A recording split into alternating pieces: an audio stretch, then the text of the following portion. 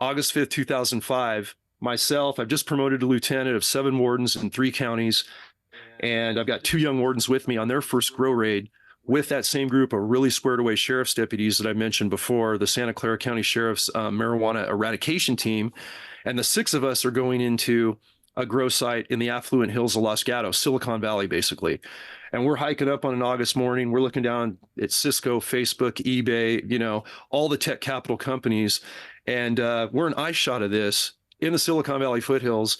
And now we're into a massive grow site. We're crawling through tunnels.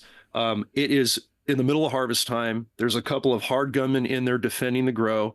Same type of deal. Green BDUs, SKSs, pistols, you name it. Patron saint monikers that I would later learn about, either embroidered on their belts or in pendants or in tattoos, things like that. Didn't know anything about that yet. And we got an ambush, 1 shot fired from one of their gunmen as we were moving into the grow, and it happened to strike my young warden partner who had been on a year through both legs. So we had 1 AK round, 7.62 by 39, steel core full metal jacket, go through his left leg and exit and tumble through his other right leg. So he's bleeding out of 4 holes now. I'm now in a gunfight with that shooter who's coming back around the corner to see what he's doing. Unbeknownst to me, I've got another gunman, this bad guy's partner, in a fortified position, concealed 7 yards ahead of me with a sawed-off shotgun with a 12 gauge with buckshot and another pistol. And literally, if my sheriff's deputies had not engaged that guy and seen him with their M4s, we wouldn't be having this conversation now, and nothing would have developed on us continuing to do that. So in that 8-second, little firefight, everything changed.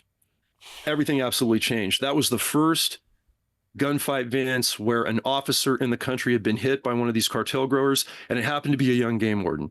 So you can imagine what the governor's office was saying. You can imagine what the press in the Bay Area, where they're like, a game warden just got shot and near fatally. He's being air extracted after waiting 3 hours for an air rescue.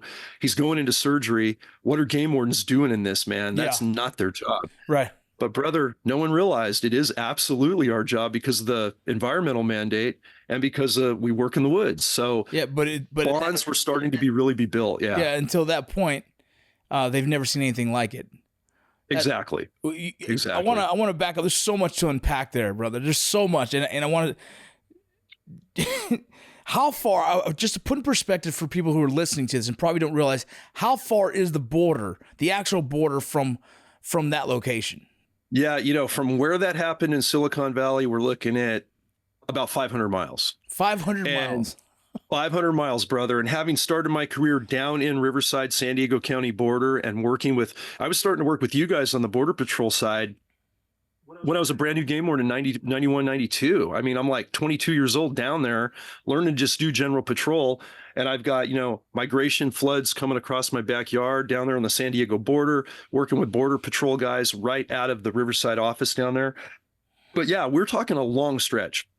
We're talking 500 miles away and embedded in not just that part of Silicon Valley, but really running operations all over California. Yeah, exactly. That's kind of what I wanted to put in perspective for the listener, is that it is 500 miles away. You have Cartel establishing grows in the middle of the forests, in the middle of lands of American lands, and they're carrying AK-47s. They're tactically sound, right? They're destroying the environment, but no one thinks about it. No one even realizes it. We talk so much about the border itself. Now, this is a border topic, but you don't realize well past the border, hour drive. I mean, probably an 8-hour, 9-hour drive, whatever that is. But the point being is that there's Cartel in the middle of a forest somewhere growing marijuana.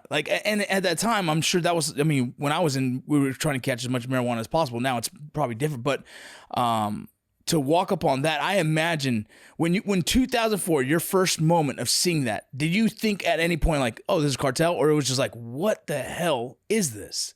They look like Sandinista rebels, honestly, working in our forest, which, and we got really, people don't realize the Silicon Valley, you get out of the San Jose Central Valley, the tech capital, and you got a ton of amazing wildlands, state parks, county parks, beautiful creeks, and flooded with a diversity of wildlife that's just unprecedented anywhere else in the country. And to see those guys in that element, I did not know for sure they were Cartel yet. I certainly had that suspicion. But that's what they look like. They look like, some foreign military type element growing cannabis. And I was like, this